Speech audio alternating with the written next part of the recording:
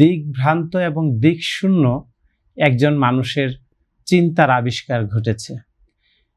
একজন রাজনীতিবিদ সত্যিকার অর্থেই যদি গণমানুষ থেকে বিচ্ছিন্ন হয়ে পড়েন এবং সত্যিকার অর্থে যে ব্যাপারগুলি বাংলাদেশে ঘটেছে, যে 17 বছর ধরে মানুষের ভোট হরণ করা, ভোটের অধিকার ধ্বংস করে দেয়া, ক্ষমতার আধিপত্য বিস্তারের মধ্য দিয়ে মানুষের বাক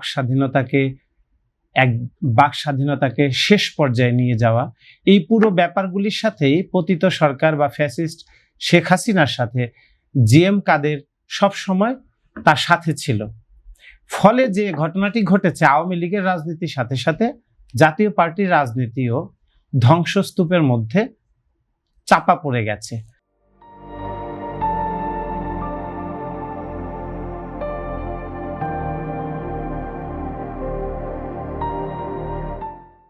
যার কারণে দিকশূন্য একজন মানুষ, যাকে আমরা নেতা হিসেবে এখনো মনে করি, কিন্তু আদতে তার যে চরিত্র, সেই চরিত্রের মধ্যে নেতৃত্বের যে ন্যূনতম ছাপ, সেটা আমরা দেখতে পাই না। কারণ 17 বছরের ক্ষমতার ষড়যন্ত্রের সাথে তিনি ছিলেন এবং এই ষড়যন্ত্রের সাথে থেকে তিনি বাংলাদেশের মানুষকে নিপীড়ন করেছে, শোষণ করেছে।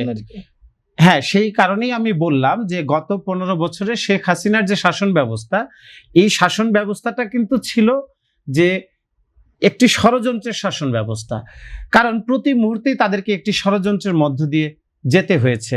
কারণ যেহেতু সাধারণ মানুষকে তাদের অধিকারের বাইরে রাখতে হয়েছে এবং একটি অন্যায্য উপায়ে ক্ষমতাকে দীর্ঘমেয়াদী করবার পরিকল্পনায় ব্যতিব্যস্ত একটি সরকার যখন ছিল, তারা সব ধরনের অপকর্মের সাথে যখন সংযুক্ত ছিল, তখন তাদেরকে সহায়ক শক্তি হিসেবে এই জিএম কাদের সবসময় তাদের পাশে ছিল।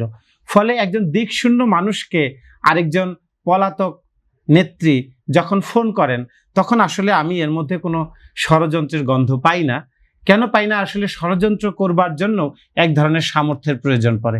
গণমানুষের মধ্যে তাদের যে গ্রহণযোগ্যতা, গণমানুষের মধ্যে তাদের রাজনৈতিক আদর্শিক লড়াইয়ের যে অগ্নিস্ফুলিঙ্গ, সেইটার যদি স্ফুরণ বা সেইটার যদি প্রভাব না থাকে, গণমানুষ যদি তাদেরকে বিশ্বাস বা আস্থায় না রাখে, তাহলে তারা যে আলাপটাই করুক, সেই আলাপটা আসলে বাংলাদেশের রাজনীতিতে খুব বড় ধরনের কোনো গুরুত্ব তৈরি করে না। ফলে এটা আমি ষড়যন্ত্র হিসেবে দেখছি না, বরং আমার কাছে মনে হচ্ছে সূর্যোদয়ের পরে আমরা যখন রাত হয় এবং পূর্ণিমার আলোতে যখন আমরা চাঁদের আলোর দিকে তাকাই, সেই আলো দেখে আমরা অভিভূত হই বা আপ্লুত হই। তো সেরকম একটা ব্যাপার, যেহেতু একজন দেশ থেকে পালিয়ে চলে গেছেন, আরেকজন দেশে আছেন, কিন্তু তিনি বলছেন যে আমি রাজনীতি করি না।